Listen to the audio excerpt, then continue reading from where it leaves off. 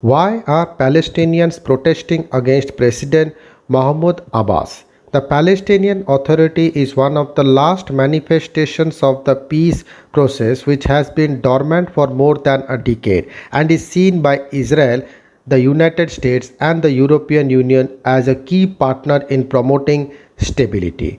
Thousands of Palestinians have taken to the streets in recent days to protest against President Mahmoud Abbas and the Palestinian Authority, whose security forces and supporters have violently dispersed them.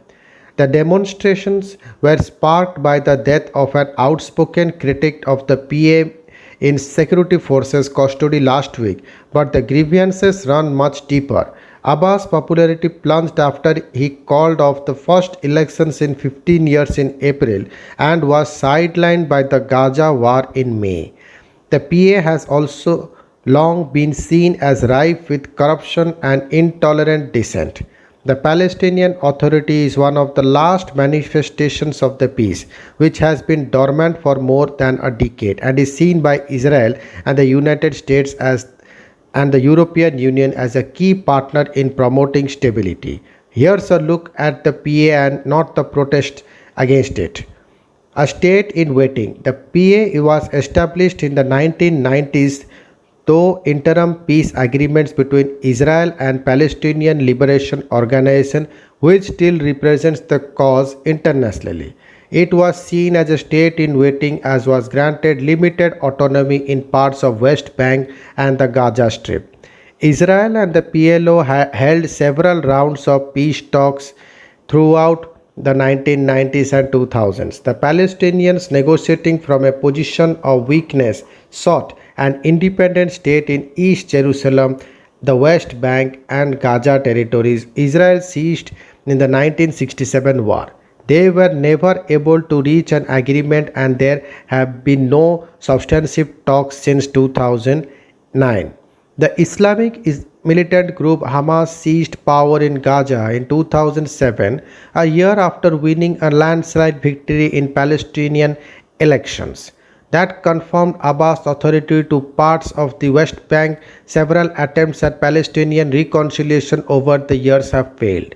While the PA has ministries, security forces, and the trappings of a state, its authority is limited to major population centers that amount to around 40% of the West Bank. Israel has overarching authority and controls access to the PA run territories, which Palestinians routinely compare to the black rule Broughtonsians established by apartheid South Africa.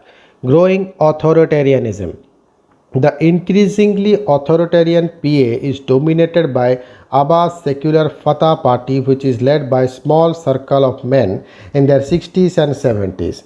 The 85-year-old Abbas, whose four-year presidential term expired in 2009, leads the PA, the PLO, and Fatah. The PA leadership, which enjoys special privileges for cooperating with Israel, is widely seen by the Palestinians as corrupt and self-serving. Its policy of coordinating security with Israel to go after Hamas and other mutual foes is extremely unpopular. Protesters at the Al-Aqsa Mosque on Friday accused the PA of being collaborators, a charge that amounts to treason. Last week, security forces raided a home in the occupied West Bank to arrest Nijar Banat, who had repeatedly criticized the PA in online posts. His family says they beat him with batons before dragging him away. The PA says that it has launched an investigation into his death, which ignited the latest protest. Banat was a candidate in the parliamentary elections that Abbas called off in April when it looked like his fractured Fatah would suffer an embarrassing defeat to Hamas. During the Gaza war that erupted shortly thereafter, Hamas was widely seen as fighting for Palestinian rights and defending Jerusalem, while the PA did nothing. A poll taken after the war found a dramatic rise in support for Hamas, with more than half of respondents saying it should lead the Palestinian movement. Staying power. Despite his unpopularity, Abbas can count on the support of powerful friends with Israel, The US Western drones deeply invested in the PA's survival.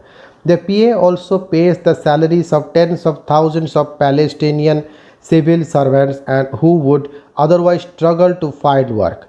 By administering major population centers, the PA reduces the financial and security burden of Israel's 54-year military occupation of the West Bank.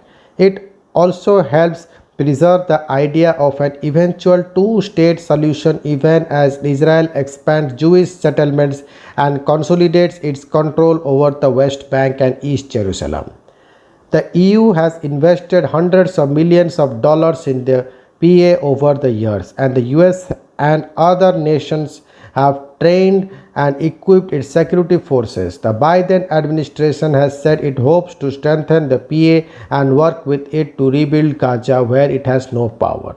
Thank you.